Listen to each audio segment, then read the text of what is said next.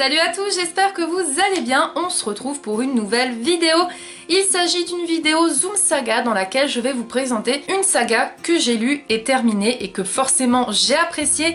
Ici, il ne s'agira pas de roman, mais plutôt d'une BD, enfin de deux BD. Il s'agit de Lady Doll, le tome 1, La poupée intime, écrit par Vessela et Penko Sechi, publié aux éditions Soleil. Donc vous avez le premier tome et le second tome qui s'intitule Lady Doll, une maison de poupées. Pourquoi je veux vous parler de cette BD? Eh bien parce que c'est une histoire qui m'a vraiment touchée, qui m'a vraiment prise au cœur. Il s'agit en fait de Gaja, qui est donc la petite fille que vous voyez ici. Comme vous pouvez le voir, elle a une partie du visage qui est cachée, puisqu'en fait elle a la moitié du visage déformé. Et donc pour ne pas être rejetée par sa classe et par les autres, eh bien elle porte tout le temps un espèce de voile sur le visage. Ce qu'il y a à savoir sur Gaja, c'est que c'est une petite fille qui a vraiment tout l'amour de sa mère, mais qui par contre a un père qui est vraiment très dur avec elle, qui la voit comme un monstre, qui pour lui a mis au monde justement une monstruosité, il ne veut pas reconnaître vraiment que c'est sa fille. Et dans ce premier tome, on va se rendre compte que Gaja va affronter pas mal de choses dures, pas mal de choses difficiles pour son âge. Et il est vrai que cette BD est une vraie leçon de morale pour dire justement qu'il ne faut pas juger les gens sur leur apparence, puisque c'est une petite fille qui a vraiment tout.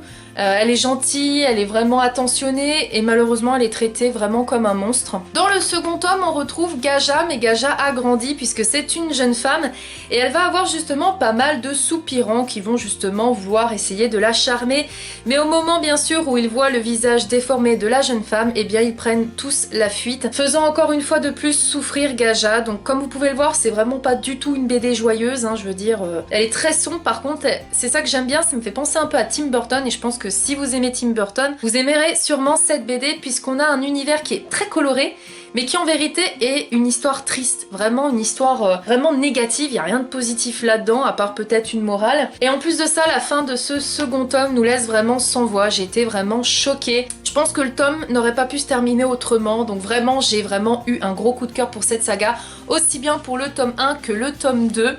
Et je vais tout de suite vous montrer leur planche.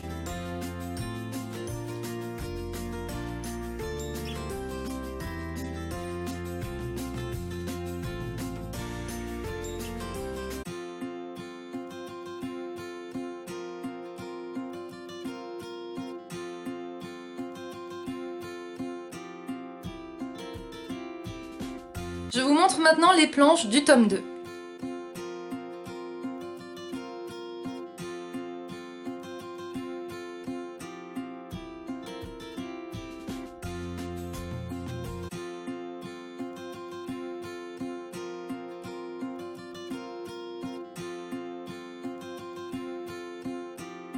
Vous l'aurez compris, j'ai vraiment adoré cette BD, aussi bien le tome 1 que le tome 2. Et je vous les recommande vraiment si vous aimez justement les BD un petit peu style gothique, avec beaucoup de couleurs mais un univers très sombre, car je suis sûre que vous adorez cette BD. Cette vidéo est maintenant terminée, j'espère qu'elle vous aura plu. N'hésitez pas à me dire si vous aussi vous avez découvert déjà cette BD ou si tout simplement je vous ai fait envie de la découvrir. Je vous dis à très vite pour de prochaines vidéos. Salut!